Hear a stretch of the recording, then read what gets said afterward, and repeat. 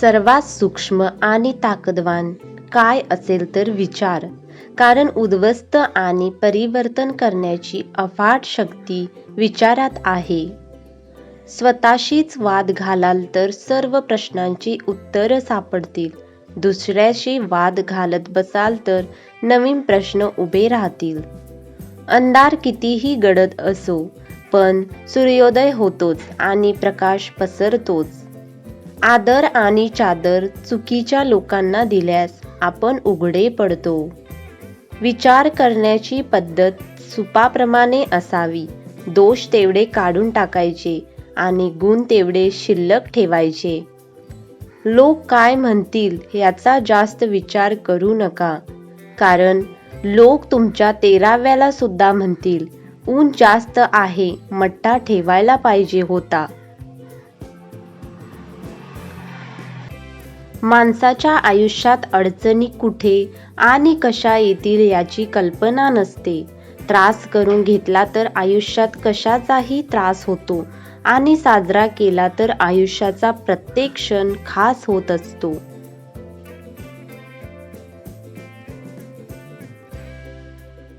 पूर्णविराम म्हणजे शेवट नाही, कारण आपण त्यानंतर नवीन वाक्य लिहू शकतो.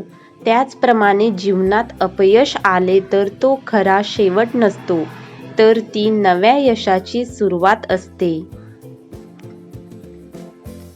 शरीराचे सगळे अवयव धडधाकट असून सुद्धा माणूस जेव्हा मनाने खचून जातो तेव्हा जगातील कोणतीच सर्जरी त्याला बरं करू शकत नाही.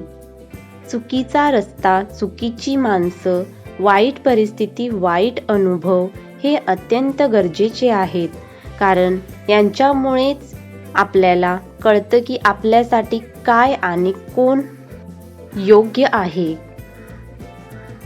आयुष्यभर मन मोठं ठेवलं, पण आता कळतं या जगात मोठे फक्त घर आणि बँक बॅलन्स असायला पाहिजे. परिस्थिती गरीब असली तरी चालेल, पण विचार भिकारी नसावेत. कुणाला मी पसंत आहे आणि कोण मला नापसंत करते या गोष्टीची मला चिंता नाही. जगात 2 अशी रोपं आहेत जी कधी कोमेजत नाहीत आणि कोमेजली तर त्याचा काही इलाज नाही. पहिलं निस्वार्थ प्रेम आणि दुसरं अतूट विश्वास.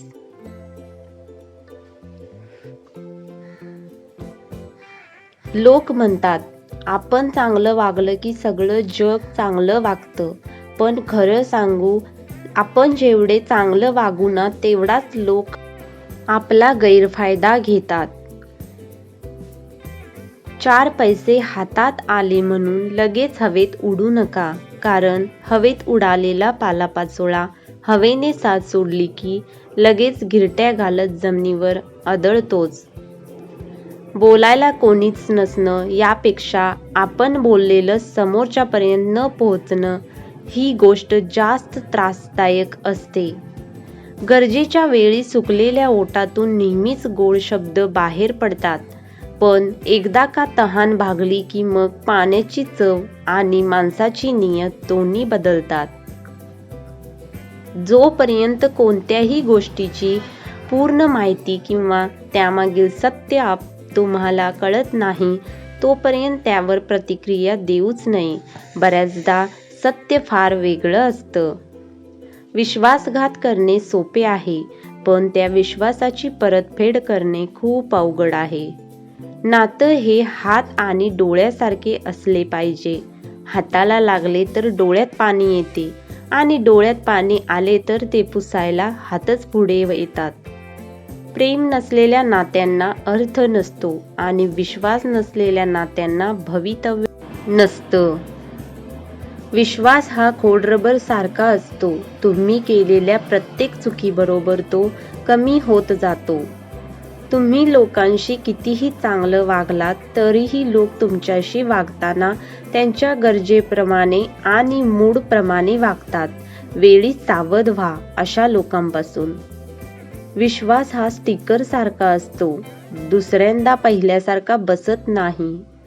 अपमान होऊनही आपण त्या व्यक्तीशी स्वतःहून बोलायला जातो, यालाच खरं प्रेम म्हणतात.